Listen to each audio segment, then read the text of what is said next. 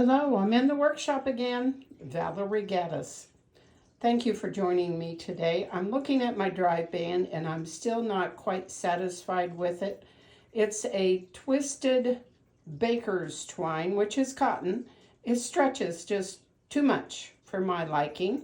I have heard of the twisted Drivebands and I think that might be a good answer for a lot of solutions. This one though, I think is going to have to go. Some Drivebands I have tried that are on the right are a single of the baker's twine that's yellow. Below that is the hemp. I didn't care for the hemp. It just slipped too much. One of my friends suggested a waxed linen cord that's purchased from the hobby store that's normally in the beading section. I'm going to try that. And while I was there, ooh, look at those colors. Aren't those pretty? I might even make one of those. Those are not waxed though, but of course I can always do that. So what I'm going to use is a drill with a hook in it and a clamp. You can do this. There's so many different videos on YouTube about how to make a twisted cord out of one thing or another. But today I'm going to use the white waxed cord and twist it. The directions I read says 2.5 times the length required. So let me measure that out and I'll get it set up. Excuse the messy background. I've taken over the dining room while my husband's gone. He doesn't know. But anyway, a lot of people don't realize they don't need to measure a yard all the time. Not exactly. If you're new in the fiber world or the sewing world, if you know your height, you can measure a yard. I am approximately 5'8" to 5'9".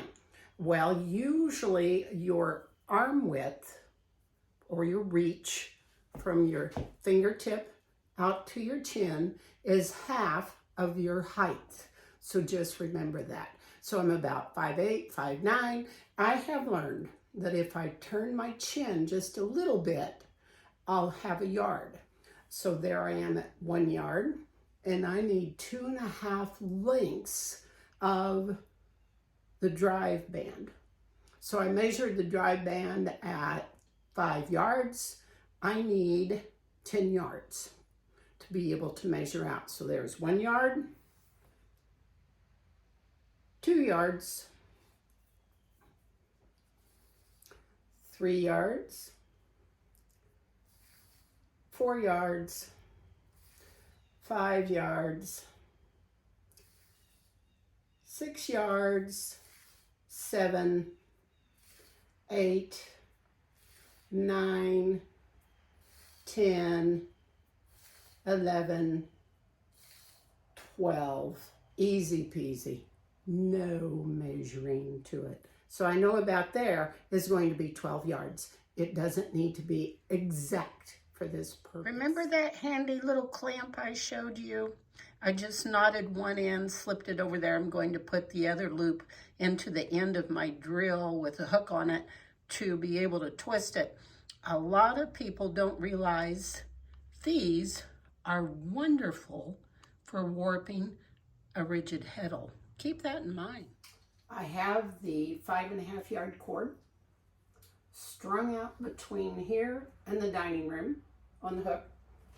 I've got it on my drill with a little hook in the end of the drill, and I'm just going to turn it on and let it slowly twist. Whenever it starts in developing kinks, I know it's enough. You don't have to have a drill for this. You can have a pencil, you can have a doorknob, you can have any number of things, but this is just quick and I like it quick. Besides, I like gadgets. Everybody likes gadgets.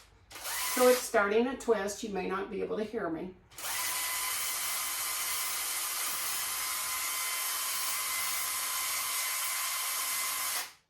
I can't imagine doing that with a doorknob and a pencil. This is so much more fun. And as it twists, it's going to shorten just a little bit. So I might have to move forward. I might be out of the camera, but I'll keep continuing to twist until I decide that it's got enough twist in it and some kinks. Now, some people might be so scientific that they want so many twists per inch. I'm a mad scientist, but not that much. I'm sorry. So let me continue to twist. And what I'll do is whenever I'm all done, I'll come back to you, take it off, and we'll be ready to sew it together after I fit it to the wheel. Gadgets are so fun. All twisted. I've got it wrapped around my fingers. This is the part where you almost need something to wrap it around, whether it's a paper towel holder or someone else's help. If you just let it go, it's going to kink everywhere and you're going to have a mess. So in this case, I've just put it around my fingers. I will next fit it to my drive rim, my wheel, to find the length, and then I'm going to sew it together. Now, I'm not going to video how to sew it together. There's other YouTubes on that. But I will try and keep as much twist in it as I possibly can. And if you want to take a look at it, that's what it looks like, twisted.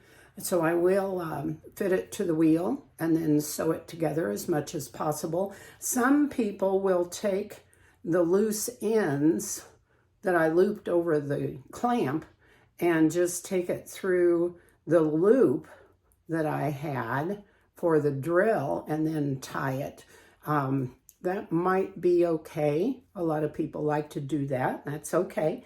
I found with my earlier one, it just made too much of a knot. I'm not good at tying. What can I say? So anyway, I'm going to try and fit this to the wheel and then sew it together, and I'll let you know how it works. The band has been sewn and placed on the drive rim. I must admit it was an easy sew with it pre-waxed. It was very tacky and held together. I'm still experimenting with this great wheel with the double post brace. It's been a problem. It likes to ride to the left. I think I do like this drive band though.